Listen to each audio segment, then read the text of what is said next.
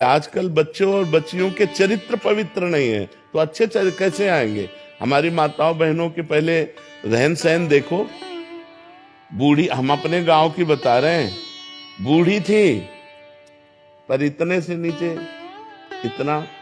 और आज बच्चे बच्चियां कैसी पोशाकें पहने हैं, कैसे आचरण कर रहे हैं। एक लड़के से ब्रेकअप, दूसरे से व्यवहार, फिर दूसरे से ब्रेकअप, फिर तीसरे से व्यवहार, और व्यवहार व्यभिचार में परिवर्तित हो रहा है। कैसे शुद्ध होगा?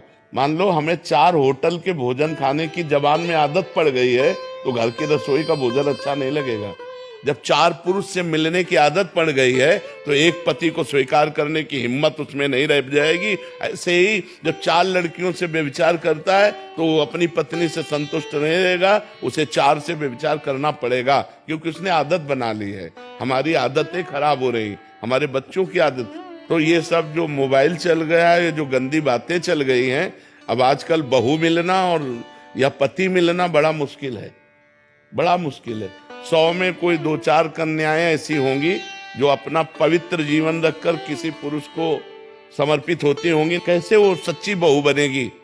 जो 4 लड़कों से मिल चुकी वो सच्ची बहू बनेगी? जो 4 लड़कियों से मिल चुका वो सच्चा पति बन पाएगा? तो अब ये हमारा भारत देश धर्म प्रधान देश है। अब जो हमारे देश में गलतियां घुस गई हैं, विदेशी ये माहौल घुस गया है। ये लिव इन रिलेशन क्या है? गंदगी का खजाना, गंदगी का खजाना। अरे हमारे यहाँ पवित्रता के लिए जान दे दी। जब मुगलों का आक्रमण हुआ तो पवित्रता के लिए जान दे दी, लेकिन छूने नहीं दिया शरीर को। और आज वही बच्चे, ये सब क्या है? अपने पति के लिए प्राण देने की भावना हमारे देश में रही है कि हमारी जान चाहे चली जाए, मेरे पति का बाल बांका न हो। और यहाँ पतियों के साथ ऐसा व्यवहार हो रहा है। अपनी पत्नी को प्राण माना गया है, अर्धांगिनी माना गया है। कहाँ हमारे देश की ये भाषाएं गई? ये इसीलिए हो रहा है क्योंकि पहले से व्यभिचार हो रहा है। नहीं, हमारे यहाँ बहुत पवित्र व्यवहार माना गया।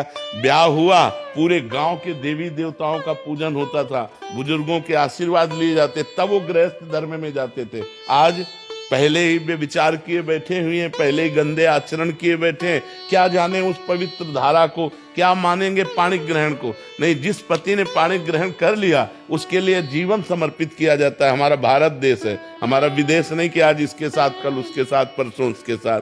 तो माता जी, अब सबसे बड़ी समस्या है कि बच्चे बच्चियां ही पवित्र नहीं हैं। वो अगर किसी तरह से पवित्र मिल जाए तो भगवान का वरदान समझो।